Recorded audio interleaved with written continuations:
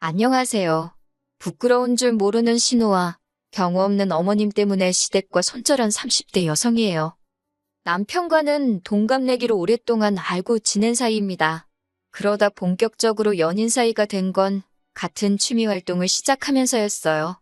저는 대학교에 다닐 때부터 사진 촬영을 좋아했는데 언젠가부터 남편도 사진 촬영에 흥미를 붙였는지 저에게 자주 연락을 해오기 시작했거든요. 그리고 이후로 천천히 서로 가까워지다가 자연스레 연인 사이로 발전했지요. 저희는 3년이란 시간을 만났는데 처음부터 결혼을 전제로 한 만남은 아니었던 터에 본격적으로 결혼 이야기가 나오기 전까지는 양가 왕래는 없었습니다.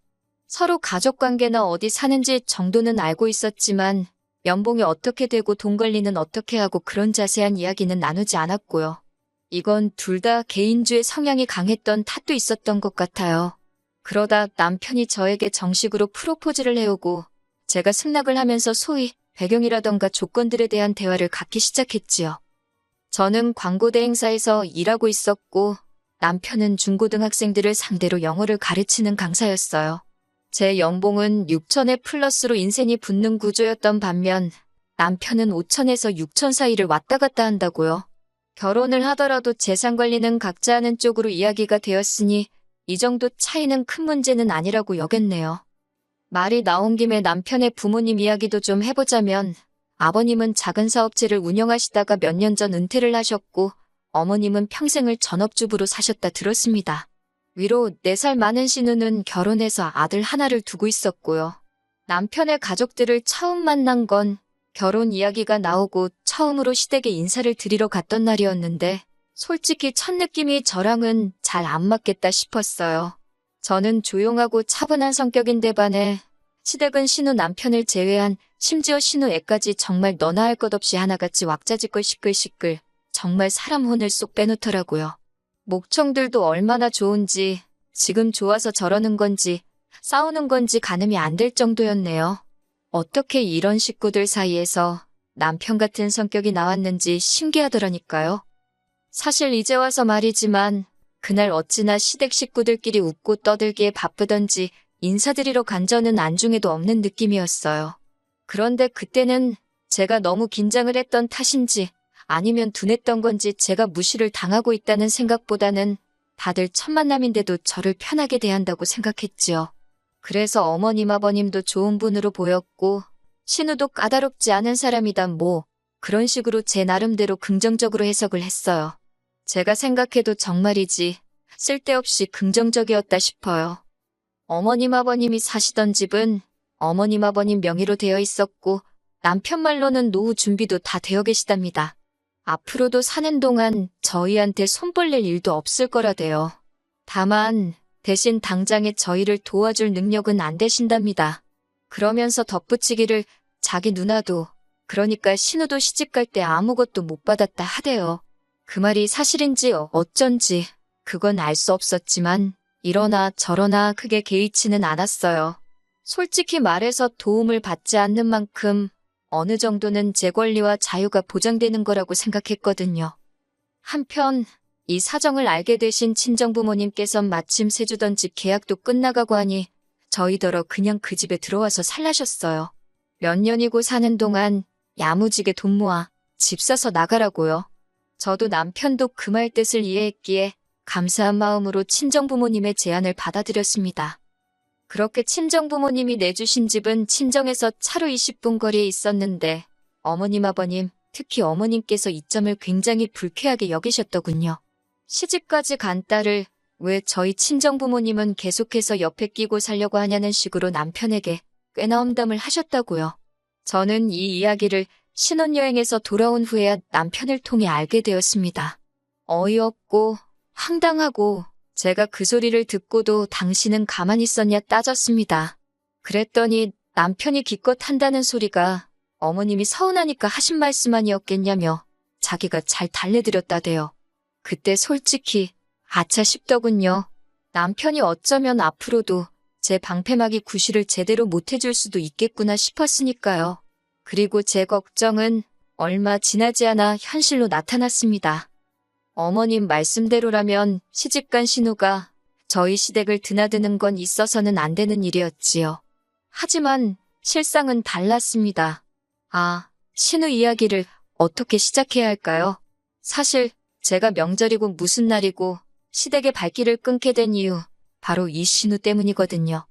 겉으로 멀쩡해 보이던 신우 부부에게도 문제가 있었습니다. 그 사실을 알게 된 건 언젠가 남편 사촌 내외와 식사를 하게 되었는데 그 사촌 동서가 저희 신우가 바람을 폈었다며 이야기를 해주었기 때문이지요. 사촌 동서 말에 의하면 이혼한 애만의 집안이 다 뒤집어지고 어머님 아버님은 신우 남편한테 거의 빌다시피 했대요. 어쩐지 그래서 그렇게 신우 남편한테 어머님 아버님이 절절 매셨던 거구나 혼자 그런 생각을 하는데 사촌 동서가 쉬지 않고 하는 말이 그 부부 자기가 보기엔 불안불안하답니다. 그리고 진짜 아니나 다를까 얼마 못 가서 이혼을 딱 하더라니까요. 신우 남편이 왜 애를 포기했는지는 저도 잘 모릅니다. 말하기 좋아하는 사촌 동서는 그거야 당연히 자기 애가 아니니 그런 거 아니겠냐 했지만 그건 확실하지 않으니 제가 전할 말은 못 대고요. 아무튼 신우는 위자료는 못 받고 아이는 받고 그렇게 이혼을 했어요. 그리고 그때만 하더라도 저는 어찌되건 혼자 애 키우고 살아야 할 신우 팔자가 참 안 됐다. 그런 생각만 했지. 설마 신우의 이혼이 제 생활에 영향을 끼칠 거라고는 생각지도 못했네요. 별다른 수입원이 없었던 신우는 이혼하고 얼마 지나지 않아 오피스텔에 살림을 차렸습니다. 돈이 어디서 났나 궁금했지만 어디다 물어볼 데도 없으니 그저 제주도 좋네. 그러고 말았지요. 그러다 나중에 어머님 아버님 두 분이서 하는 대화를 우연히 듣게 되었는데 오피스텔에 드나드는 남자가 있는 모양이 돼요. 그런데 거기까지도 뭐 어쨌든 신우가 자기 인생 그렇게 살겠다는데 제가 이러쿵저러쿵 할 건 아니니까요. 다만 진짜 문제는 그 이후로 얼마 지나지 않아서부터 신우가 툭하면 저희 부부에게 애를 맡긴다는 거였네요. 처음 시작은 신우가 이혼 축하 파티를 간다는 말도 안 되는 핑계를 대면서였어요. 뭐 이혼을 축하를 하던지 말던지 제 알 바는 아니었지만 그러면 어머님 아버님께 부탁을 드리던가 왜 저희한테 그러는 건지 이해가 안 되대요. 그러자 남편이 한다는 소리가 신우네 애가 5살 아니냐며 5살짜리 한참 뛰어다니는 그 에너지 넘치는 남자애를 연세 드신 어머님 아버님이 어떻게 감당을 하느냐입니다. 거기까지도 100번 양보해서 그래 처음이니까 하룻밤이니까라고 생각하며 어떻게든 이해해 주려고 했어요. 그런데 신우네 애가 저희 집에 있으니까 어머님 아버님도 당연하다는 듯 저희 집으로 오시는 거예요. 그렇게 신우가 애를 토요일 아침에 맡기고 어머님 아버님이 점심때 오시고 그 다음 날까지 계시다 가셨습니다. 거기다 아버님은 당신 속이 안 좋다고 바깥 음식은 못 드신다 해서 저 졸지에 하루 종일 부엌에서 점심하고 왜 간식하고 저녁하고 이튿날 아침에 자고 있는데 어머님이 저더러 일어나서 아침 준비하라고 안방까지 들어와서 깨우시고 이때는 진짜 여러 가지로 열받아 죽는 줄 알았지요. 결국 남편한테도 이따위로 할 거면 다신 신우에 여기 뭐 노게 하라고 다음엔 안 참는다고 했어요. 하지만 그럼에도 불구하고 신우는 걸핏하면 애를 앞세워서 저희 집을 찾았습니다. 허구한 날 있는 수력속 때문인지 애 밥 좀 챙겨달라며 저녁에 애를 저희 집에 맡기는 일이 다반사였어요. 게다가 신우가 시댁보다 저희 집에 더 가깝게 살고 있었으니 어머님 아버님한테 맡기라는 소리를 하기도 쉽지 않았고요. 급기야 신우의 애 봐달란 부탁이 거의 일주일에 한두 번꼴로 반복되기 시작했을 때는 도저히 참을 수가 없더라고요. 저는 남편더러 신우네 집에 당신이 직접 가서 애 봐주고 오라 했습니다.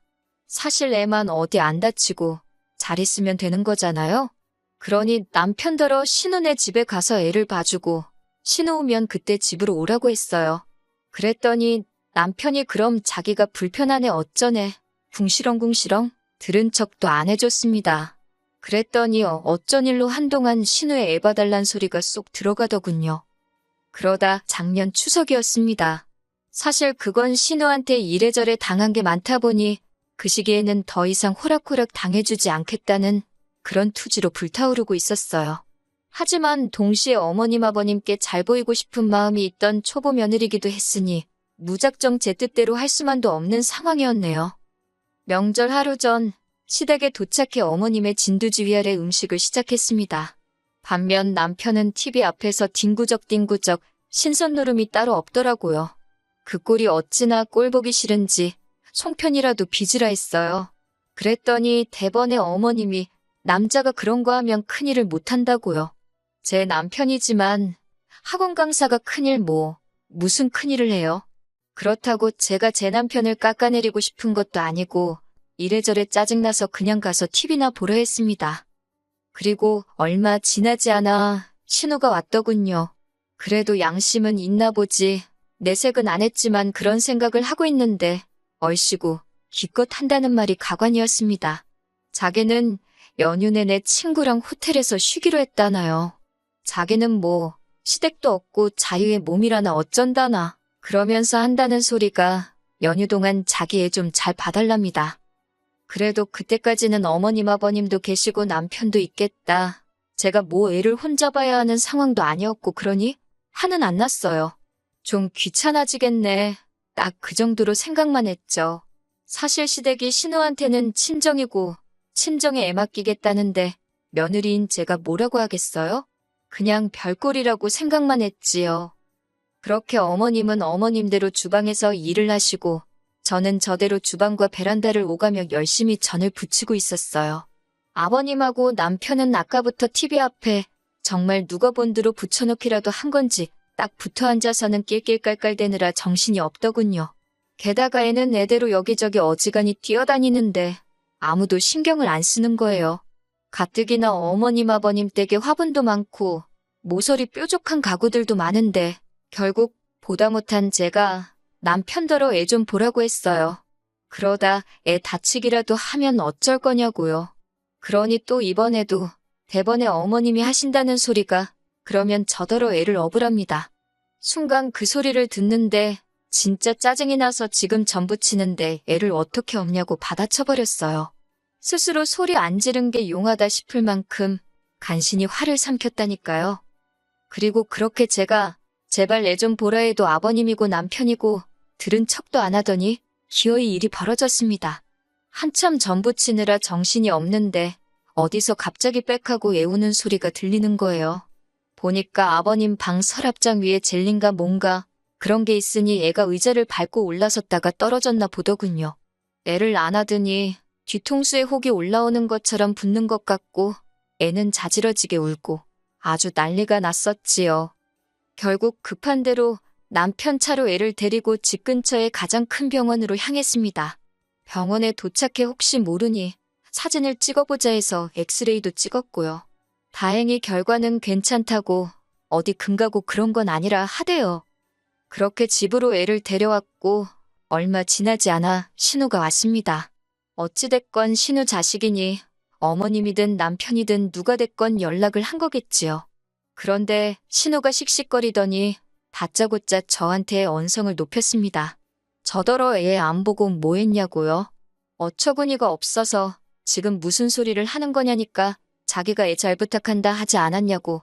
그런데 애 하나를 못 봐서 애 머리에 저렇게 혹이 나게 하냐? 저러다 우리 애 멍청해지면 네가 책임질 거냐? 아주 무슨 근거도 없는 헛소리를 어찌나 고래고래 짓거리는지 진짜 말 그대로 제 뇌가 다 울리는 것 같더라니까요.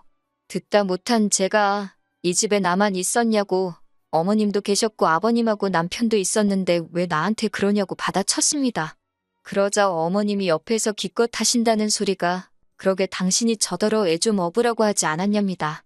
그리고 아버님이나 남편은 남자들인데 남자가 어떻게 애를 보냐고 그래요? 아니야 하는 일 없이 저 앉아가지고 TV는 1시간이고 2시간이고 잘만 보더만 자기 손자이자 조카인 애 하나를 못 본다는 게 말이 되나요? 어머님의 말씀에 신우는 더 기세등등해서는 저더러 피해보상을 하랍니다. 애 지능검사도 해봐야 되고 애가 놀랐을 테니 무슨 심리상담도 받아보게 해야겠다면서 열받은 제가 아주 자식 가지고 장사를 하려 드네. 그래버렸어요. 요새는 자식 앞세워서 동냥하는 방법도 가지가지라고요. 그랬더니 신우가 진짜 미친 엑스마냥 날뛰기 시작했습니다. 저더러 손윗 사람한테 말하는 싸가지 좀 보라며 죄송하다고 사과를 해도 봐줄까 말깐데 그러더니 손윗 시누이가 낳은 애니까 사열도 저보다 위인 거 모르냐고 그래요. 시조카가 저보다 집안에서 높은 사람이니까 지금 제가 엄청난 실수를 저지른 거라고요. 내가 무슨 부귀영화를 누린다고 이 헛소리를 듣고 앉았냐 싶어서 짓걸려대는 신우를 반쯤 무시하며 반찬통에 제가 만든 전이며 반찬들을 챙겼습니다. 그리고는 신우더러 그렇게 귀한 자식 새끼면 네가 옆에 제대로 끼고 키우라고 뻑하면 술 처먹으러 가느라 남의 손에 맡기는 주제에 잘도 짓거린다고 저도 그냥 속에 있던 말 다 퍼부어버렸어요. 신우가 뒤통수에다 대고 뭐라고 욕을 해대던데 어머님 아버님도 뭐 저 싸가지 어쩌고 하시는데 나도 모르겠다. 이제 이판사판이다 싶어서 그냥 뒤도 안 돌아보고 시댁을 나왔습니다. 씩씩거리며 자시동 걸고 있는데 남편이 헐레벌떡 달아 나오대요. 저더러 이러고 가면 어쩌냐면서. 그래서 남편더러 선택하라 했습니다. 지금 나랑 같이 갈 건지 아니면 여기서 명절 다 보내고 남은 인생도 혼자 보낼 건지요. 그랬더니 그게 무슨 소리냐며 냉큼 차에 올라타더군요. 집으로 오는 내내 솔직히 말을 많이 하지는 않았어요. 저도 감정적으로 격해진 상황이었고 남편은 제 눈치를 보느라 바빴으니까요. 그러다 남편이 저더러 어떻게 하고 싶냐고 묻길래 할 수만 있으면 안 보고 살고 싶다 했습니다.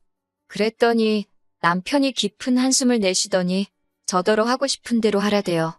그러면서 자기가 중간에서 진작에 제대로 거절할 건 거절하고 했어야 했다며 미안하다고 그래요. 아까 시댁에서도 진심인지 어쩐지는 모르겠지만 자기는 저를 도와주고 싶었는데 어머님 아버님 눈치가 보였다면서 그러면서 이제 시댁하고 안 보고 살아도 되니까 대신 별거나 이혼 같은 안 좋은 생각은 하지 말아달랍니다. 솔직히 남편의 변명이 어느 부분에서는 괘씸하기도 했고 성 마음에 들지는 않았어요. 하지만 덜덜 떨면서 말하는 그 모습을 보고 있으니 짠하기도 하고 그리고 이후로 저는 남편에게 말한 대로 시댁의 발길을 완전히 끊었습니다. 연말에도 연초에도 중간에 있었던 어머님 생신 때도 가보기는커녕 문자 한 통도 하지 않았지요. 솔직히 처음엔 찝찝했는데 그것도 금세 적응이 돼서 편하더라니까요. 그리고 이번 설도 안 가요. 남편도 안 가겠답니다. 저도 없이 가서 뭐 하냐고 그러던지 말던지 알아서 하라 했어요. 사실 더 이상 신우도 애를 앞세워 나타나지 않고 저나 남편이나 어머님 아버님에 대해서 이야기를 꺼내지도 않으니 다툴 일이 없네요. 오롯이 서로에게만 집중하고 사는 요즘이 참 좋아요. 물론 어머님 아버님한테 남편이 언제까지 등을 보이고 살런지 그건 저도 확신이 없지만 적어도 지금 이 체제만 유지된다면 남편과 단둘이 잘 살고 싶습니다. 새해 복 많이 받으세요.